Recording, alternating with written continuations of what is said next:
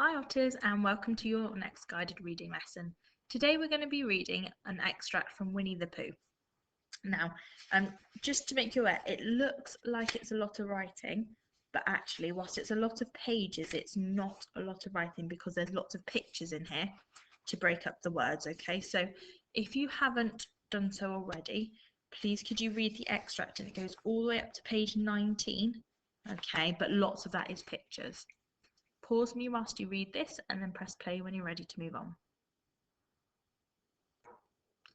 Okay then, so we're going to move on. I think it's vocab this morning. Here we go. Here's our vocab check. So these are some words that I thought you might not understand or be 100% sure of.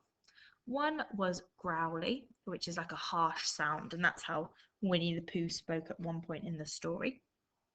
Complaining, I think you all know what that means, and I think your parents might be quite familiar with that as well. And it means to moan, okay? If you're complaining about something, you're moaning about something. This time it talks about feet, but not as in the feet with toes at the end of your legs. They're talking about a unit of measurement, and you measure how tall somebody is in feet and inches. As well as this, we've got slithered. I'm not going to explain this one because we've had this in a previous guided reading lesson. I think you know what it means.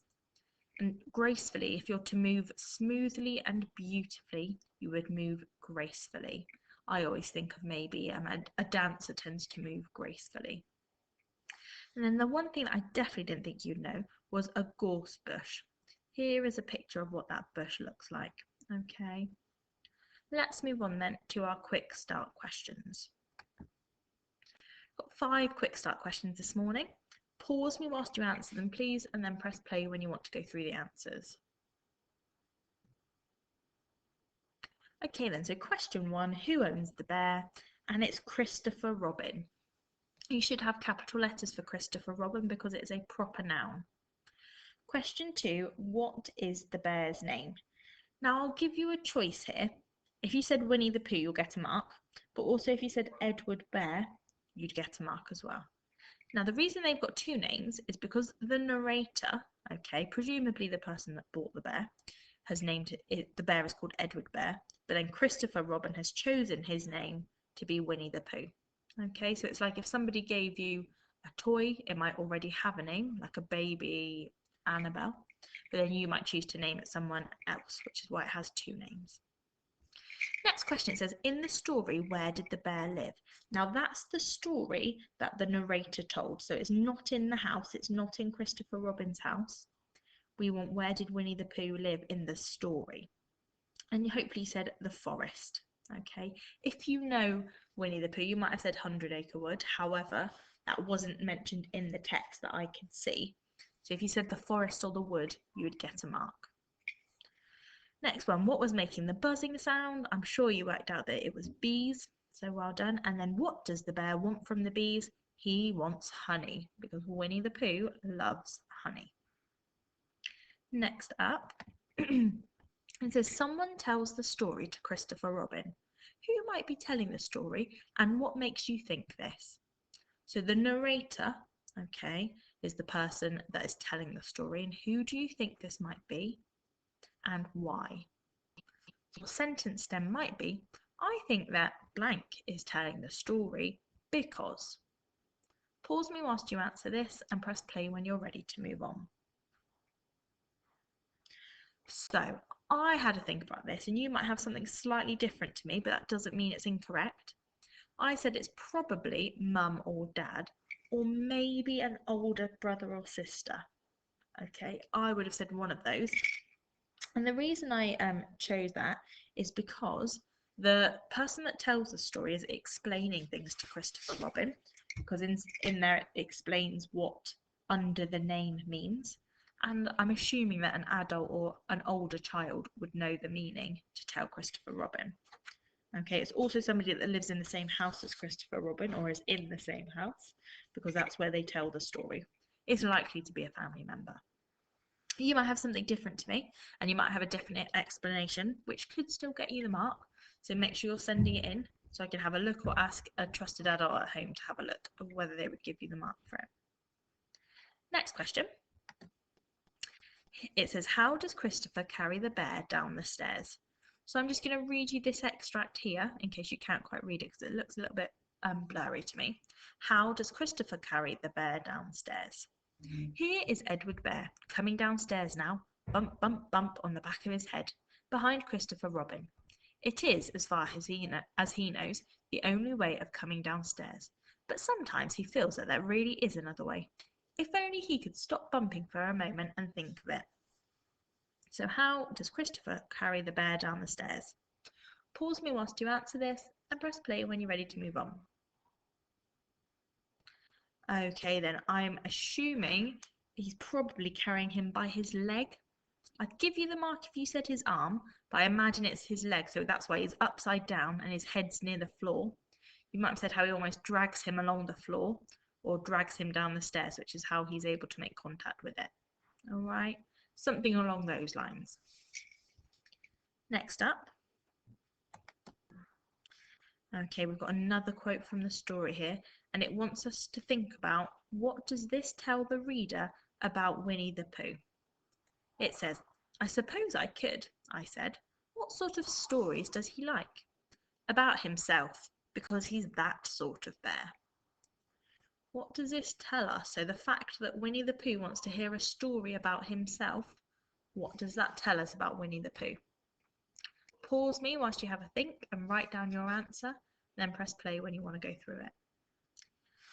Right then, so I had to have a think about this one because I was thinking of how I would word my answer, and I did find it quite challenging.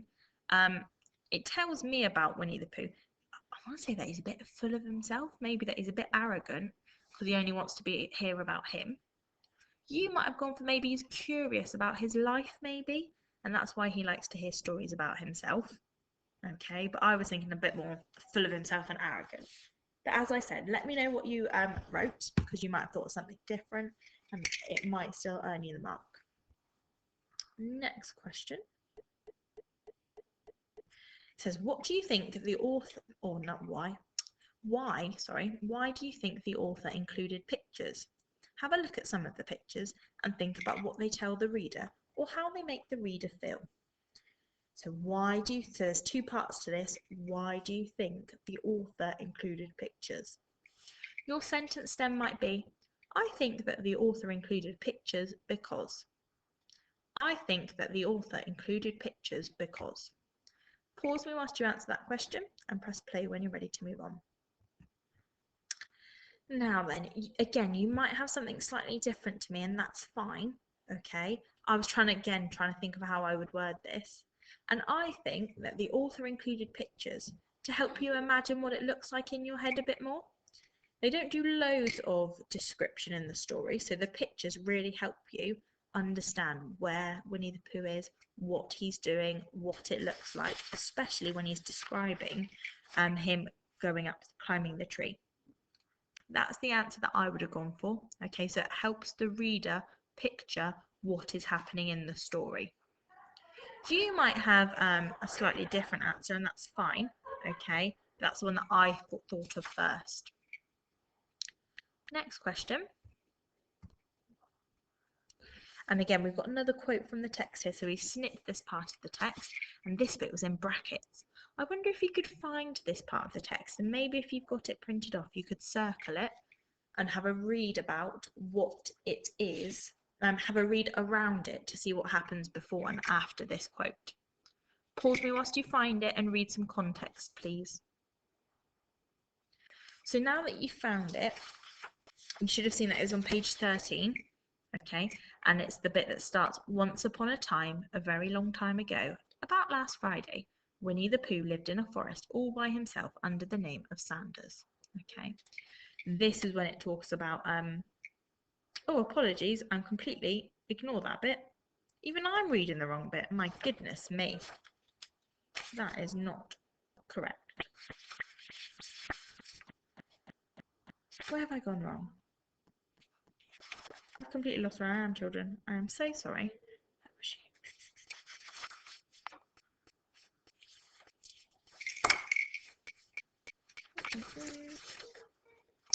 How annoying of me. Apologies. Actually, it's on page 17. I was looking at completely the wrong page.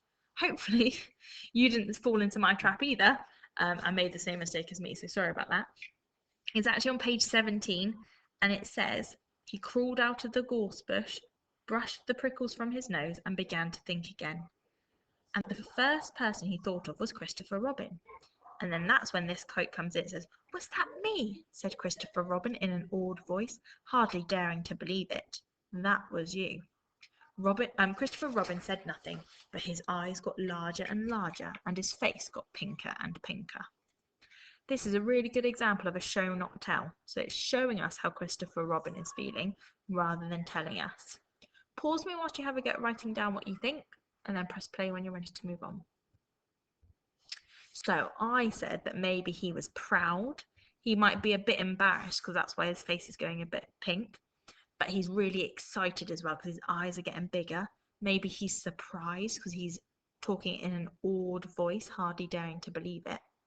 So something along those lines, maybe embarrassed, proud, surprised, excited, something like that. I think this is the last question coming up. It is. It says, choose one word to sum up the character of Winnie the Pooh so far. It cannot be a noun such as bear. You cannot say that he's a bear. It should be a word that sums up his personality. And I'd like you to explain your choice of word. Okay, so make sure you explain why you've chosen it. I'm not going to go through the answers of these because you could all have a different, equally as good word, but please send them through so I can read them. That's it from me today. I'll be back in a few days for some more guided reading.